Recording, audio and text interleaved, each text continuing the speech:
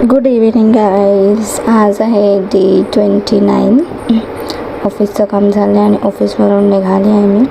घरी पोचले आणि मस्तपैकी चहा बिस्किट खाल्ला आहे आणि आता थोडा वेळ टी व्ही बघत टाईमपास करत बसले आहे. माझा नवरा आज माझ्यासाठी पनीर पुलाव बनवणार आहे. हे बघा गाईज, पनीर पुलाव रेडी झाला आहे आणि आता आम्ही मस्तपैकी खात आहे पनीर पुलाव आणि कोशिंबीर. जेवण वगैरे झालं, सगळी कामं झाली. आता आम्ही आलो आहे वॉक करायला.